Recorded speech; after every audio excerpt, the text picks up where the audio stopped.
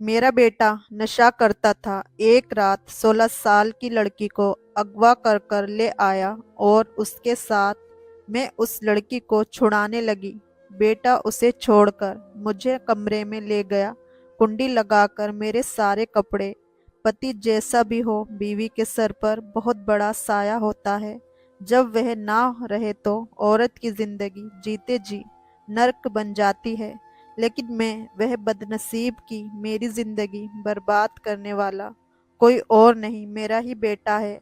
वह अंधेरी रात मैं कैसे भूल सकती हूँ जिसकी सिहाई ने मेरी सारी जिंदगी बर्बाद कर दी।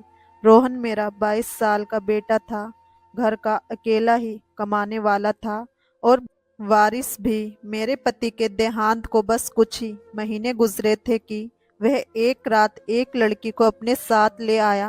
कहने लगा कि मुझे उससे शादी करनी है, लेकिन मैंने इनकार कर दिया। वजह ही ऐसी थी, मैं कभी भी रोहन की शादी उस लड़की से नहीं कर सकती थी, लेकिन मेरा इनकार करना था। रोहन अपने आप से बाहर हो गया। उसने उस लड़की को तो वहां से भगा दिया, लेकिन मेरा हाथ पकड़कर वह मुझे जबरदस्ती खींचता हुआ कमरे में ले गया। मेरी जान उस वक्त फना हुई जब उसने मुझे बेड पर पटका और कमरे की कुंडी लगाई। कहने लगा, आज तुम्हारे इनकार की तुम्हें वह सजा दूंगा कि दुनिया वालों के सामने मुंह छुपाती फिरोगी। उसकी बात का मतलब समझकर मेरा गम और गुस्से से बुरा हाल था। मैंने कहा, शर्म करो, मैं माँ हूँ तुम्हारी। लेकिन उसने मेरी बात नहीं मानी और फिर मेरे साथ वह मंजर सुनकर आपके रोंगटे खड़े हो जाएंगे। रोहन मेरे पति की एक लौती औलाद थी, इसलिए मेरे पति ने उसके अब तक सारे लाड उठाए थे। इसलिए खुदगर्जी और बदतमीजी उसके रंग रंग में कूट कूट कर भरी थी। वह मुझसे कभी भी तमीज से बात नहीं करता था। बचपन से ही मेरा पति उससे सिखाता आया कि रोहन, तुम मेरी सारी जायदाद के अकेले वारिस हो। कच्ची दिमाग में बार बार सुनता है तो खुद ब खुद ही उसके अंदर ये सारी बातें खुदगर्जी के तौर पर आ जाती हैं। रोहन के साथ भी कुछ ऐसा ही मसला था। वह पूरे घर में यूं रहता जैसे वह मालिक है और मैं उसकी नौकरानी। मुझे नहीं याद कि उसने कभी मुझे माँ कहकर कहा हो। मेरा नाम निशा है और वह मुझे निशा ही कहकर पुकारता था। पहले पहले जब उसने मुझे ये कहकर पुकारा तो मुझे लगा शायद मेरा पति मुझे इसी नाम से पुकारता है, तो इसलिए रोहन की जुबान पर भी यही चढ़ गया है। मैंने फौरन उसे टोक दिया कि बेटा, तुम्हारी माँ हूँ, मुझे माँ कहा करो। लेकिन वह 7 साल की उम्र में भी बहुत ही बदतमीज किस्म का था। कहने लगा, नहीं, मैं तो तुम्हें निशा ही कहकर पुकारूंगा। मुझे इसका लहजा बहुत ही बुरा और बदतमीज से लगा। मैंने एक थप्पड़ उसके मुंह पर मार दिया, लेकिन मैं नहीं जानती थी कि यह थप्पड़ मुझे इस कदर महंगा पड़ जाएगा। मेरे पति उस वक्त ऑफिस के लिए तैयार हो रहे थे और रोहन स्कूल के लिए तैयार हो चुका था। मैं उसे नाश्ता बनाकर देने लगी तो कहने लगा, मुझे तुम्हारे हाथ का नाश्ता नहीं पसंद। निशा, उसकी इस बदतमीजी पर मुझे भी गुस्सा आ गया। मैंने कहा, मुझे माँ कहा करो, मैं माँ हूँ तुम्हारी। वो कहने लगा, निशा हो तुम और मैं तुम्हें हमेशा निशा ही कहकर पुकारूंगा। मुझे उस पर बहुत गुस्सा आया। मैंने उसके मुंह पर थप्पड़ मार दिया, लेकिन मैं नहीं जानती थी कि इसका अंजाम मुझे तड़पा के रख देगा। वह रोने लगा। इस वक्त मेरा पति कमरे से बाहर निकला। रोहन से रोने की वजह पूछने लगा। रोहन ने मेरी तरफ इशारा किया। कहने लगा, इस औरत ने मुझे थप्पड़ मारा है। मैंने कहा कि मुझसे बदतमीजी से बात कर रहा था, मुझे माँ के बजाय निशा कह रहा था। मेरी बात मेरे पति ने पूरी सुनी भी नहीं थी कि जोरदार थप्पड़ मेरे मुंह पर मार दिया। कहने लगा, तुम होती कौन हो मेरे बेटे पर हाथ उठाने वाली? तुझे मैं बताता हूँ कि मेरे बेटे पर हाथ उठाने का अंजाम क्या होता है। वह मेरा हाथ पकड़ के मुझे किचन में ले गया। स्टोव जलाया और जलते चूल्हे पर मेरा हाथ रख मैं बुरी तरह से बिलबिला उठी थी, चीखने लगी, चिल्लाने लगी, लेकिन मेरे पति को मुझ पर तरस न आया। रोहन ये सब देखकर हंसते हुए तालियां बजा रहा था।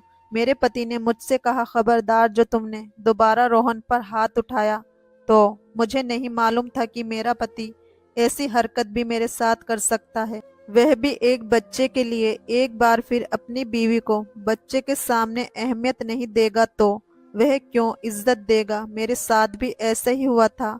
मैं रोती बिलखती अपने कमरे में चली गई। वक्त इसी तरह गुजरता चला गया और आखिरकार रोहन 10 साल का हो गया था और उसकी खुदगर्जी और भी परवान चढ़ गई थी। वह स्कूल से आता तो मैं खाना तैयार करके रख देती थी, क्योंकि अगर जरा भी देर हो जाती तो वह तूफान खड़ा कर देता था। लेकिन आज सुबह से ही मुझे बुखार था, मुझसे कोई काम नहीं हो रहा था, खाना भी नहीं पका सकती थी। कल की सब्जी मौजूद थी, मैंने सोचा कि वही आज रोहन को दे दूंगी। रोहन जब स्कूल से वापस आया, मैंने बड़ी मुश्किल से ही उसके लिए रोटी बनाई थी। वह सीधा किचन में आया, कहने लगा, निशा, रोटी नहीं बनाई अभी तक, ना जाने तुम क्यों इतनी सुस्त और कामचोर हो। मैंने कहा, मुझे सुबह से बुखार है। मैंने खाना टेबल पर रख दिया है।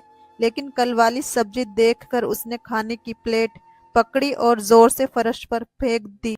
तुम मुझे 2 दिन का खाना खिलाकर बीमार करना चाहती हो। मैंने नहीं में सिर हिला दिया। मैंने कहा, मुझे सुबह से बुखार है, मुझसे कोई काम नहीं हो रहा।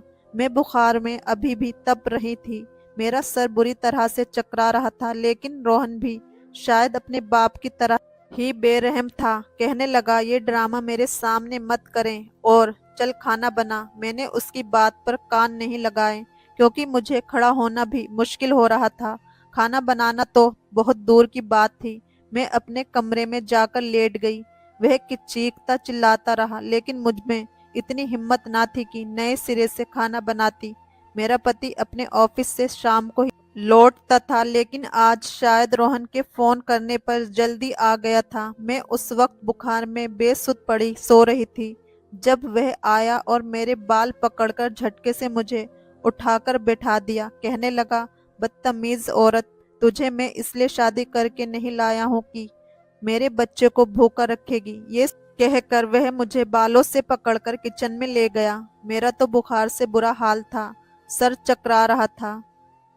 घसीटते हुए पति के साथ चली गई और बड़ी मुश्किल से बोली कि मुझे बहुत तेज बुखार है, मुझसे तो चला भी नहीं जा रहा है।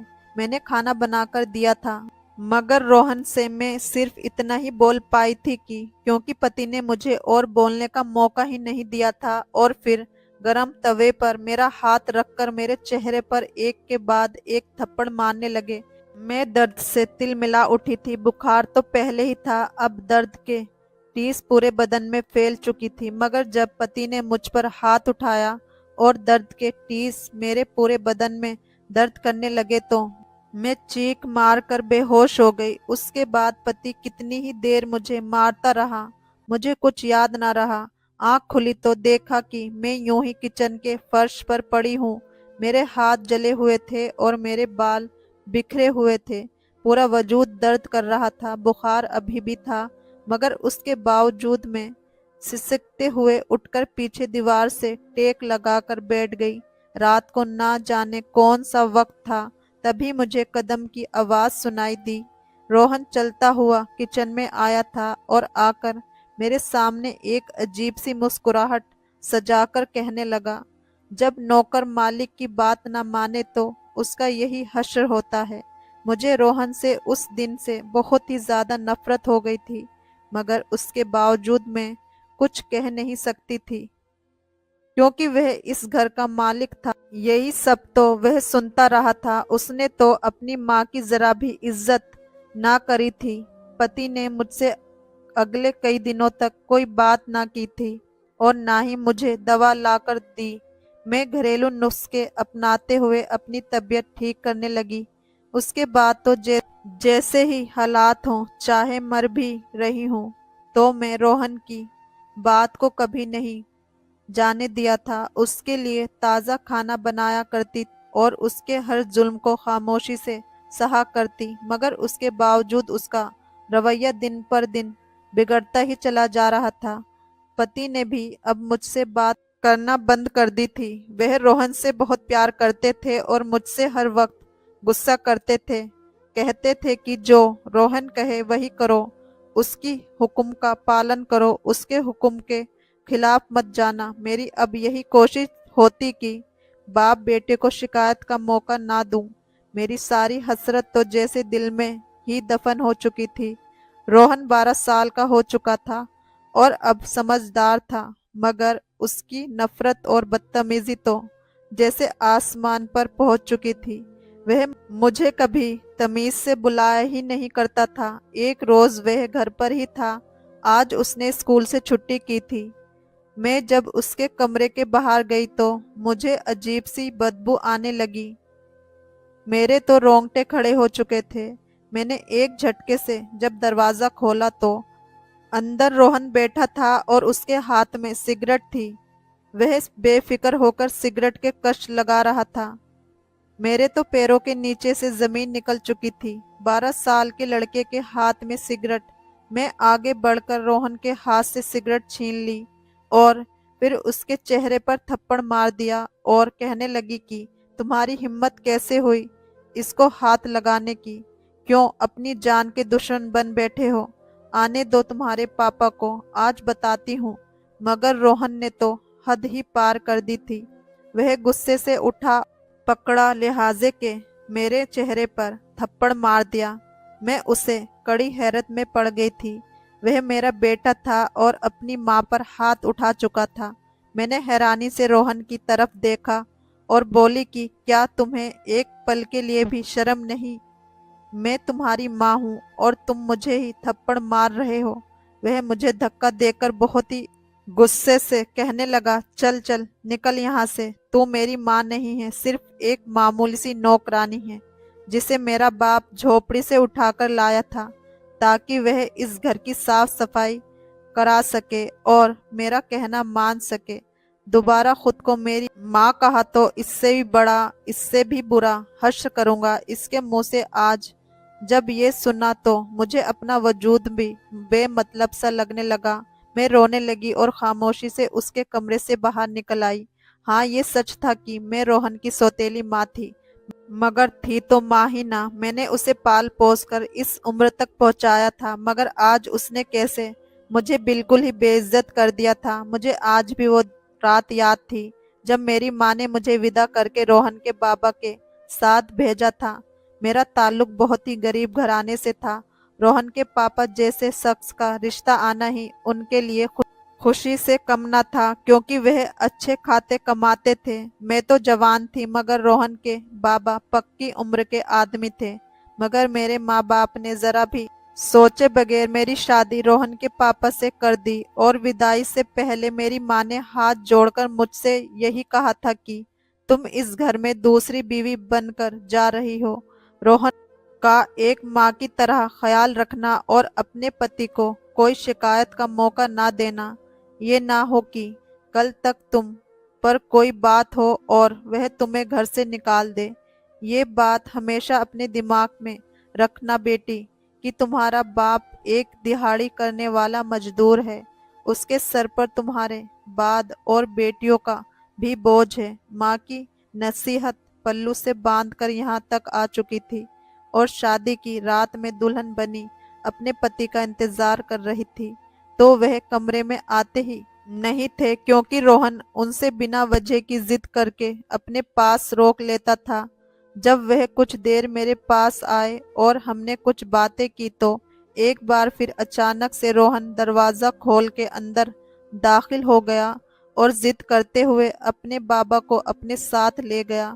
मुझे मेरे पति ने कभी ये नहीं कहा तुम मेरी बीवी हो, ये घर तुम्हारा है, तुम इस घर की हर चीज की मालिक हो। उसने कहा ये घर और मेरा सब कुछ रोहन का है, वह इस घर का मालिक है। आज इस मालिक ने मुझे मेरी असली हैसियत याद दिला दी थी। शाम को जब मैं रोहन के पापा आए तो मैंने रोहन की हरकत के बारे में उन्हें साफ लफ्जों में बताया। रोहन तो उनके सामने साफ मुकर चुका था और कहने लगा कि बाबा ऐसा कुछ भी नहीं है, ये जान पूछकर मुझे बस आपकी नजरों में गिराना चाहती है, वरना मैं क्यों सिगरेट पीऊंगा। रोहन के पापा को शक हुआ। उन्होंने उसके कमरे की तलाशी भी ली, मगर वहां से कुछ भी ना मिला। उल्टा वह मुझ पर ही चढ़ गए और बात सुनाते हुए कहने लगे कि अगली बार मेरे बेटे के खिलाफ बात करने से पहले 100 बार सोचना, वरना मैं तुम्हें अपने बेटे की देखभाल के लिए ही यहाँ लाया था और फिर तुम्हें इस घर से निकालने में 1 मिनट की भी देरी नहीं करूँगा। मैं तो डर के मारे हैरान हो चुकी थी। आखिर करती भी क्या? रोहन को इसके हाल पर छोड़ देती तो वह और बर्बाद हो जाता। ये सब देखकर कभी खामोश रहना पड़ा। वक्त यूं ही तेजी से गुजरता गया और रोहन बड़ा होता गया। वह तो मुझे तू कहकर बुलाया करता और कभी कभी तो नौकरानी भी कहकर मुझे अपने सारे काम करवाया करता। पति को भी अब मुझसे कोई खास फर्क नहीं पड़ता था। मैं तो बस नौकरानी बनकर ही रह चुकी थी। लेकिन एक दिन रब ने मेरी सुन ली। रोहन 16 साल का था कि जब मैं उम्मीद से हो गई। उस दिन तो मेरी खुशी का कोई ठिकाना ही ना रहा। मेरी गोद भर गई थी। मेरा अपना बच्चा अगर हो जाता तो शायद पति के दिल में मेरी भी अहमियत बढ़ जाती। ये सोचकर मैं खुश हो गई थी। ये खबर सुनकर मेरा पति भी खुश था। उसका रवैया भी मुझसे अच्छा हो गया था। लेकिन ये बात रोहन से बर्दाश्त नहीं हुई। वह मुंह सुजाए बैठा था, लेकिन मैंने भी परवाह नहीं की। लेकिन मैं नहीं जानती थी कि वह इस कदर जलता है मुझसे। डॉक्टर बेड रेस्ट का मशवरा देकर गए थे, लेकिन फिर भी मैं खाना खुद ही बनाती थी। मैं दोपहर को उठी तो सोचा कि रात के लिए खाना बना लूं, लेकिन जैसे ही मैं किचन में दाखिल हुई तो बुरी तरह से मेरा पैर फिसला था और अगले ही लम्हे में मुंह के बल बहुत जोर से गिरी थी, क्योंकि किचन में सर्फ वाला पानी गिराया गया था।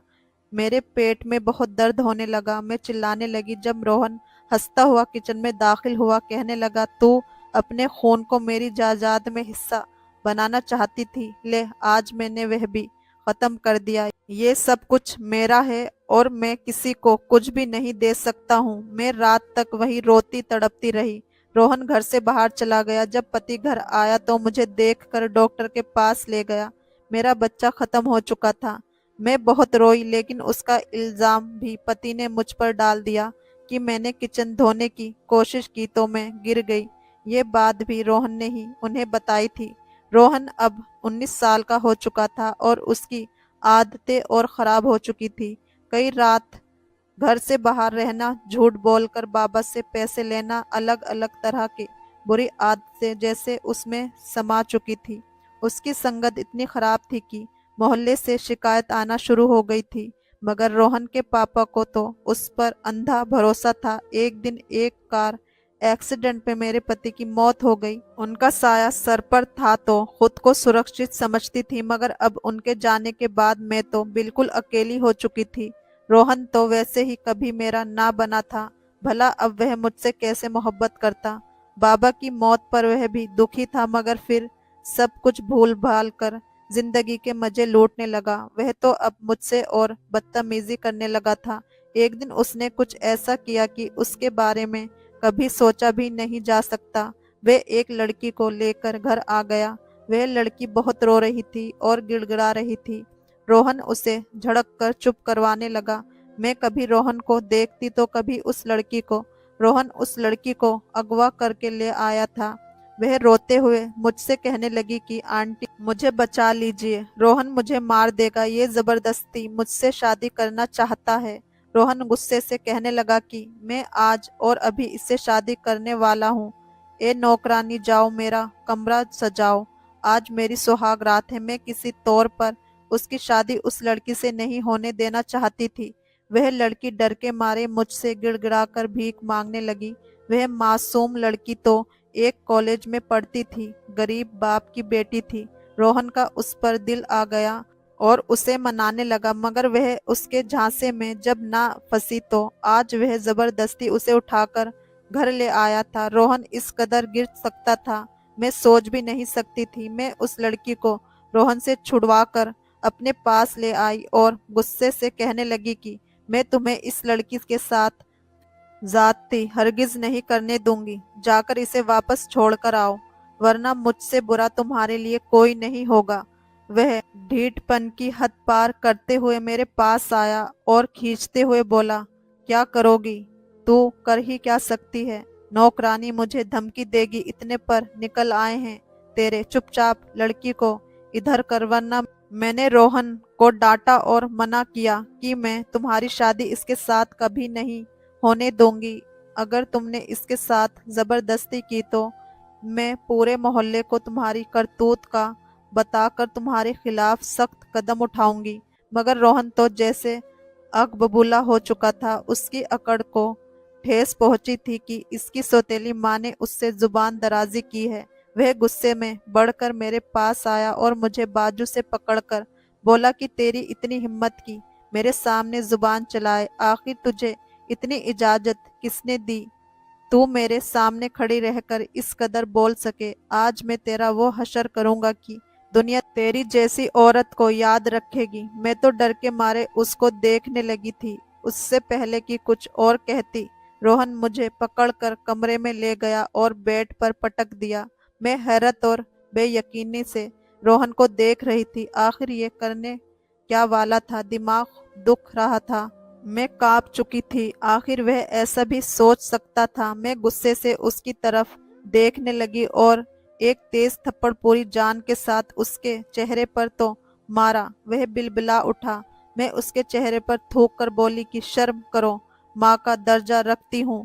मैं तुम्हारे लिए अंधे मत बनो। तुम इंसान हो या जानवर, खुद को इस हद तक मत गिराओ कि नरक में भी तुम्हें स्वीकार न करे। रोहन बहुत हाइपर हो चुका था। उसकी आंखों में तो जैसे खून उतर चुका था। फिर उसने मुझे अपनी गिरफ्त में लेकर मेरे साथ जो गलत हरकत करनी चाहिए वह सोचकर ही मेरे रोंगटे खड़े हो गए। उस पर तो जैसे मेरी किसी बात का असर ही नहीं हुआ था। मैं सौतेली ही सही मगर उसकी माँ थी और उसके मरे हुए बाप की बीवी थी। मैंने उसे खुद से दूर किया मगर वह तो मुझ पर बहुत ज्यादा जुल्म करना चाहता था। उसने मुझे दोबारा बिस्तर पर पटक दिया और बालों से दबोच कर गालियां बकता हुआ मुझसे जबरदस्ती करने लगा। मैं ऐसे हार नहीं मान सकती थी। रोहन जैसे दरिंदे लड़के को आज मैं सबक सिखाना चाहती थी। मैंने फौरन से साइड टेबल पर मौजूद कांच का गमला उठाया और रोहन के सर पर दे मारा। मैंने उसे रोहन के सर पर कई बार मारा। रोहन गिरकर तड़पने लगा। खून की धारें निकलकर आसपास बहने लगी थी। उसके सर में कांच के टुकड़े घुस चुके थे और वह तड़प रहा था। मैं हाफती हुई रोहन को देख रही थी और आखिरी बार उसके सर पर दोबारा गमला पटकते हुए बोली, ठू है तुम पर और तुम जैसे पर। तू तो वह नासुर है जिसे पैदा होते ही मर जाना चाहिए। तू इंसान नहीं, सपोला है जिसने दुनिया जहां की इज्जत और मोहब्बत देख कर भी देख ली। उसके बावजूद भी वह अपने ही पालने वाले को डसना नहीं छोड़ता। रोहन जमीन पर गिरा तड़प रहा था और मदद मांग रहा था मगर मैं वही जमीन पर सहम कर गिरी रो रही थी। रोहन की अब से लेकर बचपन की सारी यादें और बदतमीजी मेरे दिमाग में किसी फिल्म की तरह चलने लगी थी। मैंने एक नजर अपने वजूद पर डाली। बिखरे बाल और जगह जगह से फट चुके कपड़े। मुझे घिन आई थी रोहन से। वह तड़पकर अब बेहरकत हो चुका था।